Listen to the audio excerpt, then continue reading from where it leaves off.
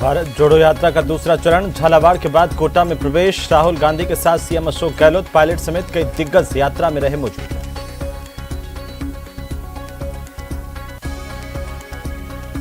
भारत जोड़ो यात्रा पर बीजेपी का हमला। राजेंद्र राठौड़ ने कहा, कांग्रेस की यात्रा बनी कृत्रिम यात्रा। जहां से यात्रा गुजर रही वहां सड़कें की जा रही ठीक।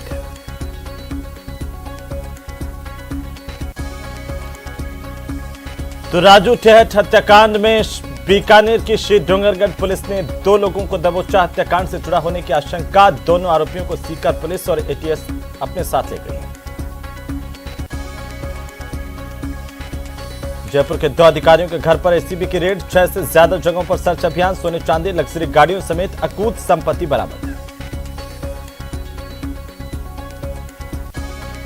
और न्यूज 18 राजस्थान की बादशाहत कायम। लगातार 9वें हफ्ते नंबर 1 पर बरकरार। प्यार और भरोसे के लिए शुक्रिया राजस्थान।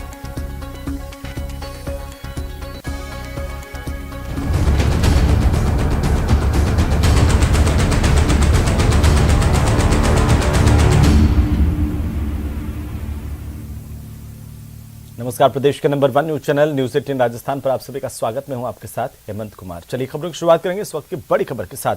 हनुमानगढ़ से बड़ी खबर है, जहां पर एक नाबालिग के साथ छेड़छाड़ का मामला सामने आया। ब्लैकमेलिंग का यह पूरा मामला, जिसमें जिला विशेष टीम ने गिरफ्तार किए परिवादी पक्ष के 2 लोग।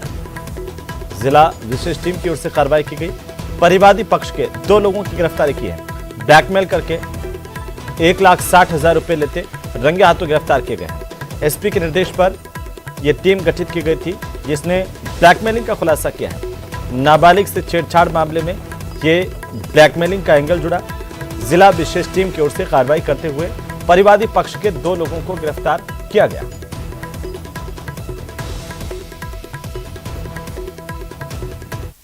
जिन सरकारी अधिकारियों की सैलरी लाख रुपए भी नहीं हो, उनके घर से अगर करोड़ों की प्रॉपर्टी जब्त की जाए तो आम आदमी सकते में आ जाता है। ईमानदार खुद को ठगा हुआ सा महसूस करने लगते हैं और सिस्टम पर सवाल उठने लगते हैं। ये बात इसलिए क्योंकि राजस्थान एसीबी ने मंगलवार को पूरे प्रदेश में 6 से ज्यादा जगहों पर एक साथ सर्च ऑपरेशन चलाया और एसीबी के हाथ लगने वाली काली कमाई ने पब्लिक को ही हैरान कर दिया। रिपोर्ट देखिए।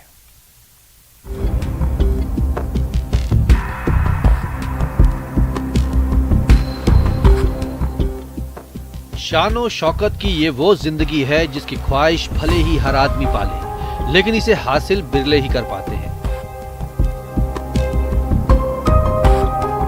कदम कदम पर ऐसा वैभव, ऐसी समृद्धि कि आंखें चौंधिया जाएं। लेकिन ये माया लोग किसी धन कुबेर का नहीं, बल्कि सरकारी कर्मचारी का है, उस शख्स का जिसे जनता का सेवक कहा जाता है।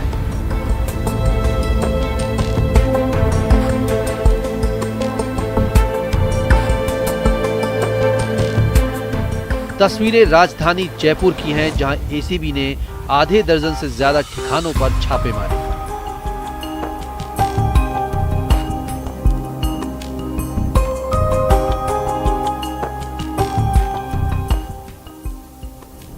जिन लोक सेवकों के ठिकानों पर रेड पड़े, उनमें डिस्कॉम के एएओ दीपक गुप्ता और डीओआईटी की सूचना सहायक प्रतिभा कमल शामिल हैं। इनकी हमारे यहाँ शिकायत मिली थी कि 2 अधिकारी है, एक डीओआईटी की सहायक सूचना सहायक है और AAO है डिस्कॉम में। उनके आय से अधिक संपत्ति अर्जित की है, उसके ऊपर डेवलप किया गया था हमारा जो इंटेलिजेंस विंग द्वारा। उसके बाद आज सर्चेस किया, सर्चेस में ये सारे डिटेल्स निकले हैं।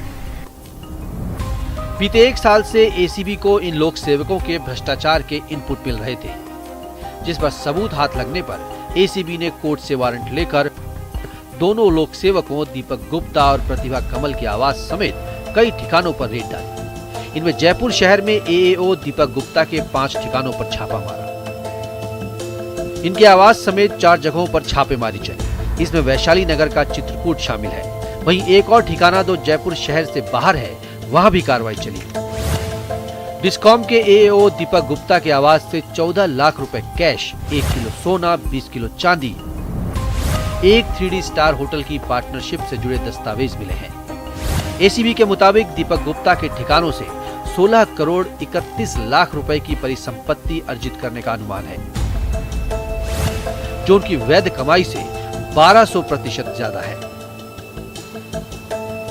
आरोपी ने इनका निवेश आवासीय, व्यवसायिक, जमीन, फ्लैट और म्यूचुअल फंड इंश्योरेंस में किया है। आरोपी के पास से काफी मात्रा में चल अचल संपत्ति के दस्तावेज मिले हैं। दूसरी तरफ डीओआईटी की सूचना सहायक प्रतिभा कमल के भी 4 ठिकानों पर रेड डाली गई। इसमें उनके जयपुर स्थित आवास और जयपुर के बाहर 3 ठिकानों पर रेड डाली गई है। प्रतिभा के आवास से भी 22,90,000 का कैश, 1 किलो सोना, 2 किलो चांदी और 4 लग्जरी गाड़ियां बरामद हुई हैं। इसके साथ ही बड़ी संख्या में जमीनों के दस्तावेज मिले हैं। दोनों ही जगह टीम को नोटों को गिनने के लिए मशीन मंगवानी पड़ी। एसीबी से मिली जानकारी के मुताबिक प्रतिभा कमल पर करीब 6.5 करोड़ रुपए की बड़ी संपत्ति अर्जित करने का अनुमान है, जो कि उसकी वैध आय से 1300% ज्यादा है। आरोपी ने इनका निवेश आवासीय, व्यवसायिक, जमीन, फ्लैट, म्यूचुअल फंड और इंश्योरेंस में किया है। इसके अलावा प्रतिभा कमल और उनके परिजनों के नाम 11 बैंक खाते, 12 से ज्यादा बीमा पॉलिसी, 1 ऑफिस, 1 फ्लैट, 7 दुकानें, 13 भूखंडों के दस्तावेज भी मिले हैं। आरोपियों के निजी ऑफिस से कई दर्जन महंगे लैपटॉप और डेस्कटॉप भी बरामद हुए हैं। एक जो सूचना सहायक थी, उनके वहां से करीब 22 लाख कैश मिला है, प्लस 1.3 kg गोल्ड मिला है, BMW car, BMW motorcycle, plus और भी काफ़ी दुकान और इनके कागजात मिले, दुकान और प्लॉट्स के कागजात मिले हैं। और दूसरे AA वो है, उनके यहाँ भी करीब 10 लाख के आसपास कैश मिला है। इसके अलावा ज्वेलरी करीब 20 kg सिल्वर और 1 kg गोल्ड, प्लस इसके अलावा भी कुछ होटल कंस्ट्रक्शन के कागजात डिटेल्स, प्लस इसके अलावा प्लॉट्स, फ्लैट्स, ये सब मिले हैं। जानकारी ये भी आ रही है कि डीओआईटी की सूचना सहायक प्रतिभा कमल 1 साल पहले ही अपने पद से निलंबित कर दी गई थी, लेकिन तब से ही एसीबी को ये इनपुट मिल रहा था कि आय से अधिक इतनी संपत्ति इनके पास आई कहां से।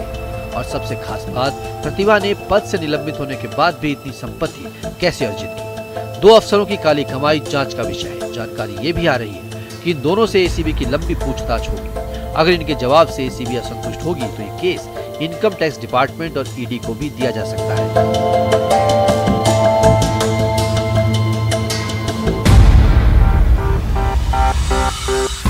न्यूज़ 18 राजस्थान के लिए जयपुर से विष्णु शर्मा की रिपोर्ट। और अब एक अच्छी खबर, जहां चिकित्सा मंत्री प्रसादी लाल मीणा ने अपनी गाड़ी से घायलों को अस्पताल पहुंचाया। मीणा दौसा से अपने घर मंडावरी जा रहे थे और इसी दौरान सूरतपुरा गांव के पास किसी वाहन ने एक बाइक को टक्कर मारी थी। हादसे में बाइक सवार 2 महिलाएं और एक बच्चा घायल हो गया। मंत्री प्रसादी लाल मीणा ने अपनी गाड़ी को रोका और घायलों को अपनी गाड़ी में बैठा करके मंडावरी के अस्पताल में भर्ती करवाया। खुद मंत्री प्रसादी लाल मीणा ने चिकित्सकों को घायलों का उपचार करने के निर्देश दिए और घायलों की स्थिति के बारे में भी चिकित्सकों से जानकारी ली।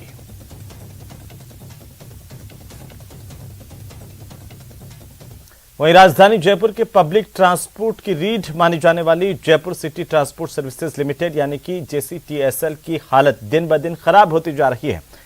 आर्थिक घाटे से जूझ रहे JCTSL की 1/3 बसें कबाड़ होने के कगार पर हैं। केंद्रीय सड़क परिवहन और राजमार्ग मंत्रालय के नियमों के अनुसार मार्च 2023 तक 100 बसें JCTSL बेड़े से हटा दी जाएंगी। ऐसे में JCTSL के पास 200 बसें ही बचेंगी।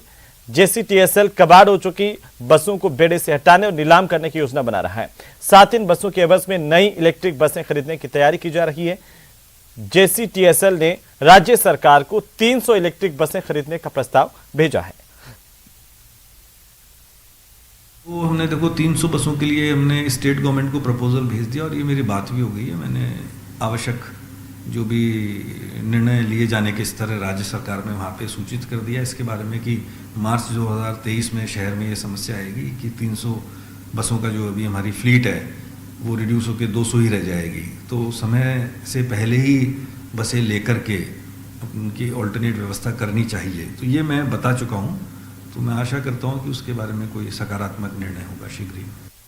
तो वहीं G20 देशों के सम्मेलन के तीसरे दिन सभी शेरपा और डेलीगेट्स शिल्पग्राम पहुंचे, जहां पर 2 दिन तक चली मैराथन मीटिंग के बाद राजस्थानी संस्कृति से सभी को रूबरू करवाने के लिए विदेशी मेहमानों को शिल्पग्राम लाया गया था।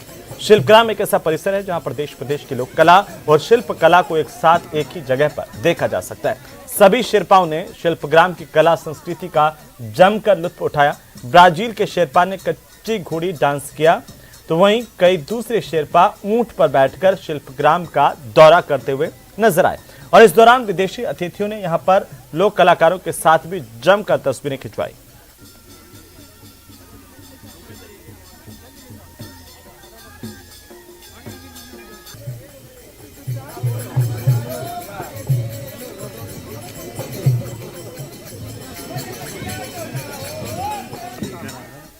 उधर जैसलमेर और कोटा के बाद अब आपको दिखाते हैं चिकित्सा मंत्री प्रसादी लाल मीणा के गृह जिले दौसा के अस्पताल की एक तस्वीर। यहां के हालात अच्छे नहीं हैं। प्रदेश के दूसरे अस्पतालों की तरह यहां पर भी व्यवस्थाएं पूरी तरह से चरमराई हुई हैं। अस्पतालों में ना साफ सफाई है, ना ही पानी की व्यवस्था है। चाहे छोटे अस्पताल में चले जाइए या फिर किसी बड़े अस्पताल में, और यहां पर अव्यवस्थाओं का आलम तो आंखों के सामने दिखाई जरूर देता है। दौसा जिला अस्पताल के शौचालय, पानी और सफाई की व्यवस्था का रियलिटी चेक किया हमारे संवाददाता आशीष शर्मा ने। एक रिपोर्ट देखी है। देश के अस्पतालों में व्यवस्थाएं कैसी हैं, इसका रियलिटी चेक करने के लिए हम पहुंचे हैं दौसा जिला अस्पताल में। और यह अस्पताल चिकित्सा मंत्री प्रसादी लाल मीणा के गृह जिले में स्थित है। ऐसे में यहाँ की तस्वीरें हम आपको दिखाएंगे कि आखिर यहाँ कितनी सफाई होती है और अन्य व्यवस्थाएं कैसी हैं। यहाँ पर ये मरीज काफ़ी सारे हैं। पहली बात तो यहाँ संक्रमण का इतना खतरा है क्योंकि एक एक सीट पर करीब 5-5, 6-6 अटेंडेंट्स बैठे हैं। ऐसे में पूरी तरह यहाँ पर व्यवस्थाएं ठीक नहीं है। गंदगी का आलम यहाँ पर आपको देखने को मिल सकता है। जो कचरा है वो इधर उधर पड़ा हुआ है। और अब हम जो टॉयलेट दिखाने की कोशिश कर रहे हैं कि यहाँ पर पानी और टॉयलेट की क्या व्यवस्था है जिला अस्पताल में, क्योंकि चिकित्सा मंत्री का ये इलाका है। तो ये टॉयलेट की आप व्यवस्था देख सकते हो, ये पानी देख सकते हो, इसमें पानी बिल्कुल नहीं आ रहा। इसके जो अंदर का जो चित्र देखोगे तो निश्चित रूप से कोई भी व्यक्ति यहाँ पर इसको यूज करने आएगा तो वो इसको यूज नहीं कर सकेगा क्योंकि इतनी बुरी स्थिति है।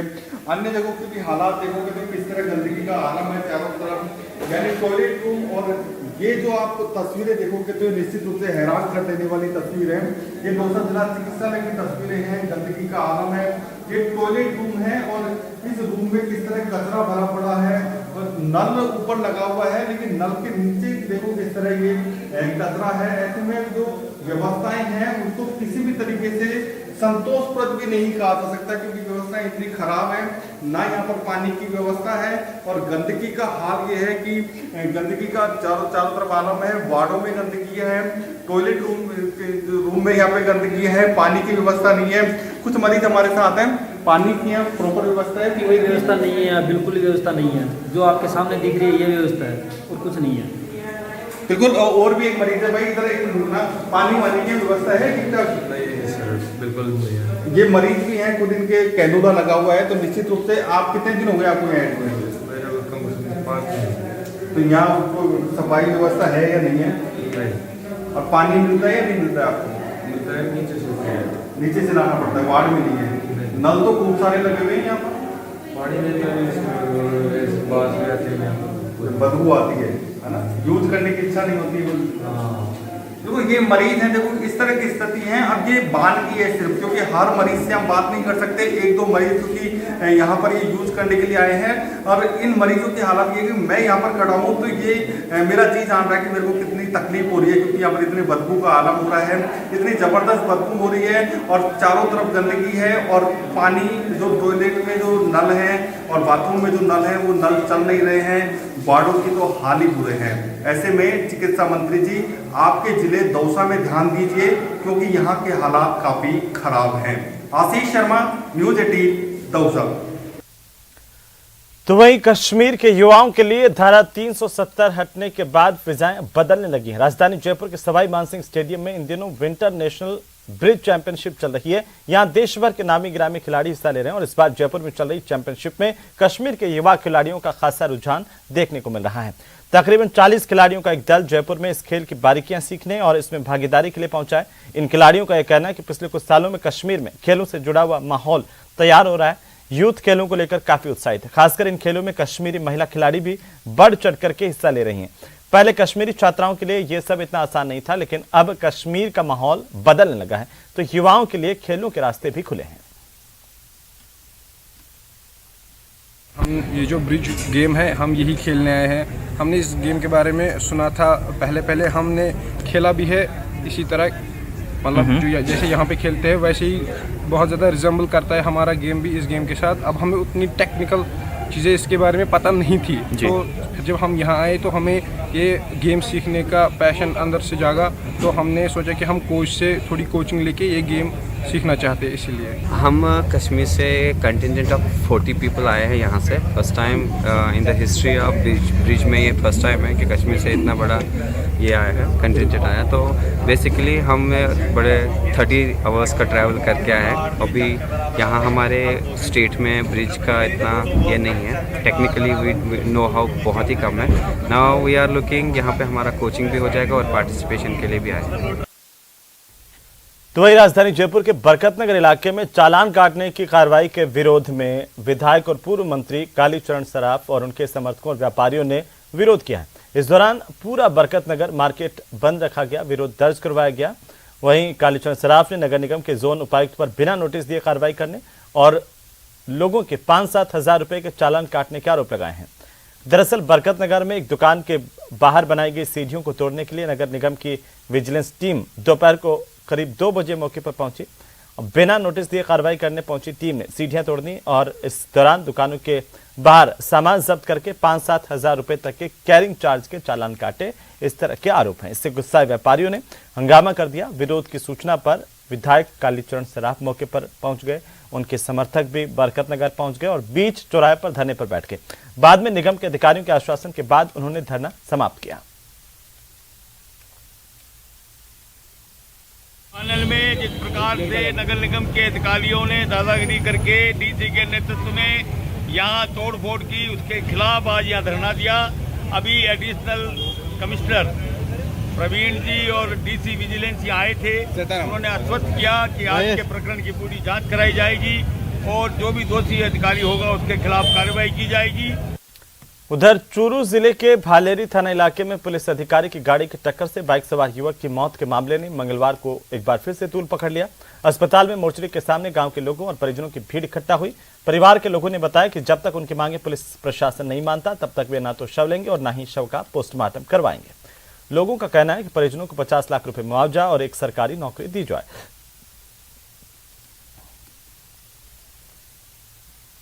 गांव की जो दुर्घटना हुई थी उसमें वार्ता के बाद में सारे बिंदुओं पर सहमति बन गई थी। एसडीएम साहब और एडिशनल एसपी साहब और हमने उस वार्ता को समाप्त करके जाम खुलवा दिया गया था। अभी जब सुबह परिजन और गांव के लोग पोस्टमार्टम के लिए आए तो कुछ लोगों द्वारा सरकारी नौकरी की और मुआवजा राशि 50 लाख रुपए सरकार से दिलाने की डिमांड रखी है। उस पर वार्ता चल रही है। संभवतः वार्ता कुछ बिंदुओं पर सिरे चढ़ जाएगी। गाड़ी भाग गए थे, हम पीछा भी किया था तो उसने भालेरी जाके एक और उन्हें एक टक्कर मारी थी, वो भी बाल बाल बच गया था। अब आपकी क्या मांगे हैं? अब हमारी मांगे है कि हमारे परिवार को एक नौकरी और 50 लाख रुपए भरण पोषण के लिए दिया जाए। तो आपकी अगर ये मांग नहीं मानते हैं तो हम डेड बॉडी नहीं देंगे। तो वहीं हनुमानगढ़ जंक्शन के दुर्गा कॉलोनी के नागरिक पिछले कई दिनों से बंदरों से परेशान हैं और बंदरों की वजह से नागरिकों का घर से बाहर निकलना तक दुभर हो गया है। इस संबंध में यहां के लोगों की शिकायत के बाद भी कोई कार्रवाई नहीं हुई। शिकायत के बाद मौके पर पहुंचे वन विभाग के कर्मचारियों ने बंदरों को पकड़ने के लिए संसाधन नहीं होने की बात कही। स्थानीय पार्षद हिमांशु महर्षि ने कहा कि सूचना के बावजूद कोई कार्रवाई नहीं हो रही, इससे लोग परेशान हैं। किया हुआ है राज्य सरकार ने अपने परिपत्र के माध्यम से कि ये इनको पकड़कर और अगर कोई हिंसक हो गया या इस तरह का कोई है तो उसमें उनको वो पकड़ करके और उसको उचित स्थान पर छुड़ाएं। इसके अंदर हमारा जो भी सहयोग होगा, हमारे स्टाफ है वो उसमें आम जो नगर परिषद कार्रवाई करेगी उसके बिल्कुल साथ रहेगा। मेरे ऐसे नॉलेज में कोई ऐसा प्रपत्र नहीं है जिसमें कि नगर परिषद की जिम्मेवारी तय होती है। यदि कोई ऐसा होगा, हाँ, यदि कोई ऐसा होगा तो लोगों को राहत देने के लिए हमें जो भी वन विभाग जो भी हमसे सहायता चाहेगा वो हम कर देंगे, क्योंकि आगे भी ऐसा ही होता आया है कि नगर परिषद जो है उसमें मदद करती है और पर पकड़ने के लिए जो 1 या 2 एक्सपर्टीज इसमें चाहिए होते हैं तो वन विभाग वाले ही उपलब्ध करवाते हैं। गाड़ी नहीं है, ये कर्मचारी आगे 2 इनके हाथ में क्या है, इनके पास ना तो कोई साधन है बंदरों को पकड़ने के लिए, ना कोई बात, ना गाड़ी भेजी। गाड़ी कोला फार्म में खड़ी है इनकी, कम से कम इनके साथ कोई सामान तो भेजते ना जिससे बंदर पकड़े। बंदर तो इनके ऊपर आप पे खाने को दौड़े हैं।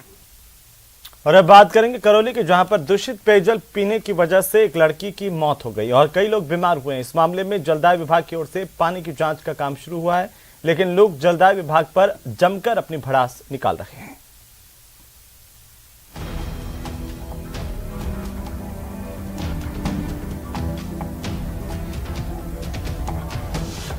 मौत के बाद टूटी जलदाय विभाग की नींद।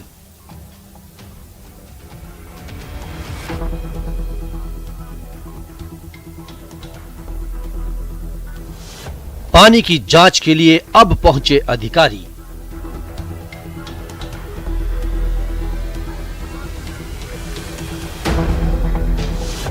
नारा तो चलिए हम आपको सीधे लिए चलते हैं राजधानी जयपुर के एयरपोर्ट पर, जहां पर नव नियुक्त राजस्थान कांग्रेस के प्रभारी सुखजिंदर रंधावा जयपुर पहुंच चुके हैं और उनको रिसीव करने के लिए कांग्रेस पार्टी के सचिव पुष्पेंद्र भारद्वाज पहुंचे हैं। तस्वीरें आपकी टीवी स्क्रीन पर, सीधी तस्वीरें इस वक्त हम आपको दिखा रहे हैं। राजधानी जयपुर के एयरपोर्ट से बड़ी संख्या में उनका स्वागत करने के लिए कांग्रेस के पदाधिकारी कार्यकर्ता यहां पर पहुंचे हैं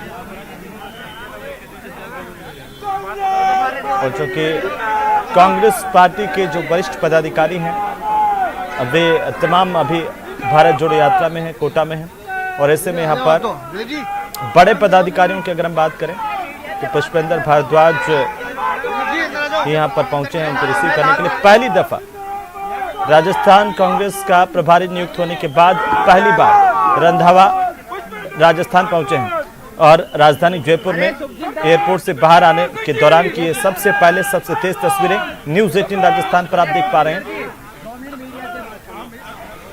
ये सीधी तस्वीरें जयपुर एयरपोर्ट की तस्वीरें हैं, जहां पर एयरपोर्ट से बाहर आ रहे हैं सुखजिंदर सिंह रंधावा। कल उनको राजस्थान कांग्रेस का प्रभारी नियुक्त किया गया था, आज वे जयपुर पहुंचे और यहां से अपने तय कार्यक्रम के मुताबिक सीधे कोटा के लिए रवाना होंगे। कोटा में रंधावा राहुल गांधी की भारत जोड़ो यात्रा में हिस्सा लेंगे। कल वे इस यात्रा को ज्वाइन करेंगे और आज रात तक वे कोटा पहुंच जाएंगे, जहां सुखजिंदर जी आप आए हैं, बड़ी और ये चुनौती तस्वीरें है, वैसी चुनौती जैसे पंजाब में थी अमरिंदर सिंह के समय, कैसे निपटेंगे? देखिए आप पीछे हटो, आप पीछे हटो, पीछे हट जाओ, ले लो यार। हाँ बताइए, हालात आपको पता ही है राजस्थान के। देखिए जो चैलेंज है, अगर चैलेंज नहीं है तो फिर पॉलिटिक्स नहीं है। जो चैलेंज एक्सेप्ट करेगा वही कामयाब होगा। चैलेंज जो मेरे ऊपर कांग्रेस हाईकमांड ने फेथ मेरे ऊपर किया है, मैं खड़गे जी का, सोनिया जी का, राहुल जी का उनका बहुत बड़ा आभारी हूं। और मेरे फादर भी 2 टाइम पीसीसी प्रेसिडेंट रहे हैं और कई बार मंत्री रहे, तो मैं भी 4th टाइम का एमएलए हूं और मेरे मन में था कि मैं संगठन में काम करूं, ऑर्गेनाइजेशन में काम करूं। तो हाईकमांड ने मेरे लिए जो ये काम दिया है मेरे को राजस्थान का, आप कहते हैं कि जहां बहुत सख्त है, क्या है, जो कांग्रेस का खून है, जो कांग्रेस के वफादार सिपाही हैं, वो कभी कांग्रेस के नुकसान की बात नहीं करते। जो कांग्रेस का नुकसान करते हैं वो कांग्रेसी नहीं होते। और हमारी कोशिश रहेगी कि मेरा परिवार है कांग्रेस, मेरा डीएनए कांग्रेस का है और जो यहाँ के भी जितने लीडर हैं उनका भी परिवार है कांग्रेस और उनके खून में कांग्रेस है। जो आदमी अपने दिल से और दिमाग से कांग्रेस की सेवा करता है वो कभी फेल नहीं होगा। अगले साल चुनाव भी है रंधावा जी, राजस्थान में गहलोत पायलट गुट की चुनौती से कैसे निपटेंगे? देखिए ये हर स्टेट में ऐसी बात होती है, तो इसका बैठकर अभी तो मैं बिल्कुल नया हूँ, आज ही पहले क्योंकि कल यात्रा है उसमें आया हूँ, तो जब यात्रा जहाँ से चली जाएगी उसके बाद ये सभी बातों के बारे में चर्चा की जाएगी। और मेरे को पूरा विश्वास है और मैं उस धरती से आया हूँ जहाँ गुरु नानक साहब ने 18 साल वहाँ खेती की है और सर्व साझीवालता का उपदेश दिया है। मेरे ऊपर गुरु नानक साहब की कृपा भी है और मेरे को आस है कि जो हाईकमांड ने मेरे को काम दिया है उसमें मैं पूरा कामयाब रहूंगा। आप मानते स्थिति तो चिंताजनक है? मैं बिल्कुल नहीं चिंताजनक नहीं मानता, पंजाब जैसे हालात बिल्कुल नहीं है। पंजाब के हालात वो और बात थी, वो बहुत थोड़ा टाइम था, 2-3 महीने का टाइम था। हमारे पास टाइम है, हम सब मिलकर बैठकर इन बातों को ठीक करेंगे। तो मीडिया से बातचीत कर रहे थे सुखजिंदर सिंह रंधावा और राजस्थान कांग्रेस का प्रभारी बनने के बाद पहली बार जयपुर पहुंचे हैं। यहां से कोटा के लिए प्रस्थान करेंगे और राहुल गांधी की यात्रा में जुड़ेंगे। आपको बता दें कि 63 साल के रंधावा पंजाब के डिप्टी सीएम और गृह मंत्री रह चुके हैं, 4 बार के विधायक हैं। एक नई जिम्मेदारी के साथ राजस्थान में उन्होंने कदम रखा है। उन्होंने कहा कि भारत जोड़ो यात्रा जब राजस्थान से चली जाएगी उसके बाद तमाम लोगों से मुलाकात करेंगे, इस पर बात करेंगे कि कैसे एकजुटता को कायम रखा जा सके, इसे आगे बढ़ाया जा सके। उन्होंने कहा कि पंजाब में समय कम था लेकिन राजस्थान में हमारे सामने समय है। एक सवाल उनके सामने बार बार ये आ रहा है कि आखिर राजस्थान में अगले 1 साल में चुनाव होने वाले हैं, कैसे निपटेंगे आखिर जो कांग्रेस की स्थितियां। उन्होंने कहा कि हमारे पास पर्याप्त समय, हम निपट लेंगे। और आपको बता दें कि उन्हें पंजाब में एक बारीक या गहरी राजनीति करने के लिए जाना जाता रहा है। काफी लंबे समय से कांग्रेस से जुड़े हुए हैं, 3री पीढ़ी के नेता हैं, उनकी 3 पीढ़ियां कांग्रेस में रही है। उन्होंने कहा कि मेरे डीएनए में कांग्रेस पार्टी है। साथ ही एक संदेश ये जरूर दिया कि जो पार्टी को तोड़ने का काम करे वो कांग्रेस ही नहीं कर सकता। जो सच्चा कांग्रेस है वो पार्टी के साथ हर परिस्थिति में खड़ा होता है। ये एक संदेश यहाँ से। और रंधावा अब एयरपोर्ट से बाहर निकलते हुए यहाँ पर उनको रिसीव करने के लिए पुष्पेंद्र भारद्वाज पहुंचे हैं। और ये तस्वीरें, सीधी तस्वीरें हम आपको दिखा रहे हैं इस वक्त आपकी टीवी स्क्रीन पर। तो सुखजिंदर सिंह रंधावा, अगर चैलेंज नहीं है तो फिर पॉलिटिक्स नहीं है। जो चैलेंज एक्सेप्ट करेगा वही कामयाब होगा। चैलेंज जो मेरे ऊपर कांग्रेस हाईकमांड ने फेथ मेरे ऊपर किया है, मैं खड़गे जी का, सोनिया जी का, राहुल जी का, उनका बहुत बड़ा आभारी हूं। और मेरे फादर भी 2 टाइम पीसीसी प्रेसिडेंट रहे हैं और कई बार मंत्री रहे, तो मैं भी 4th टाइम का एमएलए हूं। और मेरे मन में था कि मैं संगठन में काम करूं, ऑर्गेनाइजेशन में काम करूं। तो हाईकमांड ने मेरे लिए जो ये काम दिया है मेरे को राजस्थान का, आप कहते हैं कि जहां बहुत। और इसी के साथ ही बुलेटिन फिलहाल इतना ही। आप देखते रहिए न्यूज़ 18 राजस्थान।